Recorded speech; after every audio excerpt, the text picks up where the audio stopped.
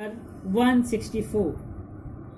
Madam, I would like to say a few words. It was not my intention to speak on this bill at all, but having listened to the speech of the Honorable Minister towards the end of his reply, I am rather provoked, shall I say frankly, to say a few words or two about the policy of the government in the matter.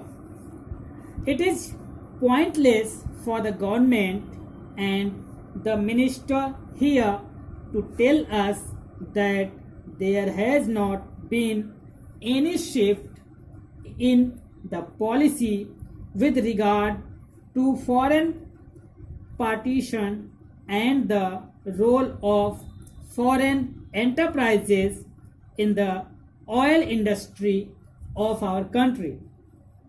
Now, we do not have the time nor the opportunity just at the time to recall the various utterances and statements given solemnly on the floor of this house and in the other house by the Honorable Minister, Mr.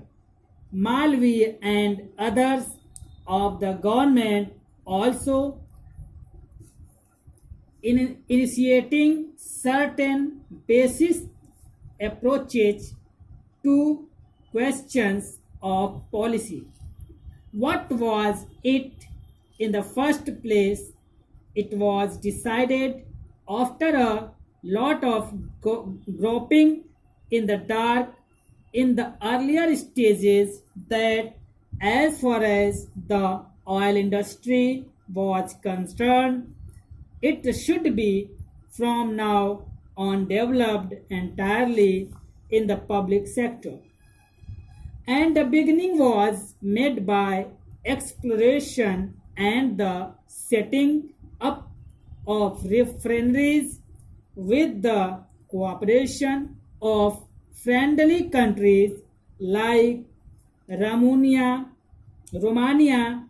That is how we began. If you will remember, Madam Vice Chairman, as other members in this house will remember, that when the Burma Shell and the Indian Oil Company demanded full expansion of their installed capacity, the demand was first sought to be entertained by certain elements in the government, but ultimately the government did not sanction even the expansion of the installed capacity by those concerned. The argument at the time, and a right argument at that, was that we should be given the opportunity and we should take the opportunity now of developing our own public sector and making the public sector much more pronounced than it would be in a matter of 2 or 3 years by stopping the expansion in the private sector as well. Therefore, we had a double policy at that time. I am not a spokesman of the government, but I do not know the policy of the government because these are public policies. What was that policy? It was, on the one hand, to create a public sector in the oil industry.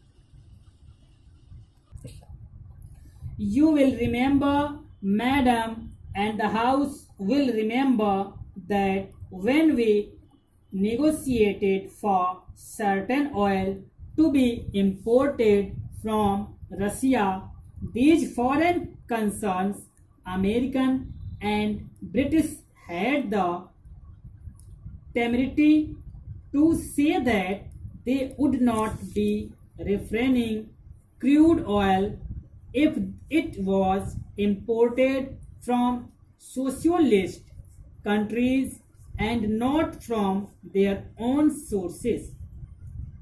After a lot of hesitation in the matter of the government ultimately and rightly so compelled these people to accept the crude oil imported from other sources than other own.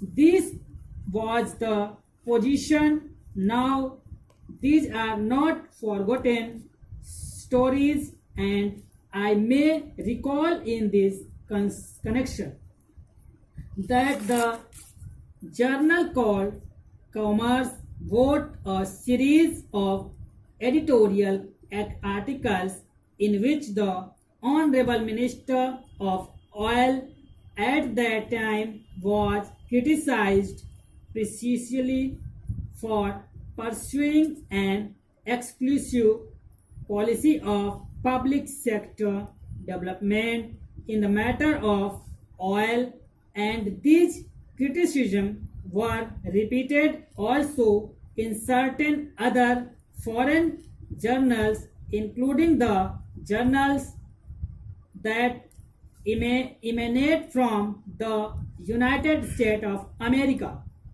It is also well known that at that time Mr. B.K. Nehru was approached by certain elements in the USA, and following that a New York paper wrote a certain article saying that Mr. B.K. Nehru's visit to India would be help in getting the oil policy of Mr. Malvi reserved in the direction in which the Americans would like.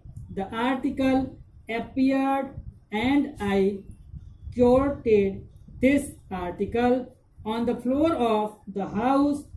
If you would read also other economic journals, you would find that a great debate continued for months and months with regard to what should be the oil policy of the government, and in that debate up to the time I am referring, the government clearly asserted that oil should be developed exclusively in the public sector in all its stages, especially in refining and exploration. We took certain steps. That is how such development have taken place. The mentality of foreign equity participation was not there. Had it been so, we would not have had the fine refining centers in our country. We would not have been developing our industry in the way we have done in the course of the past few years.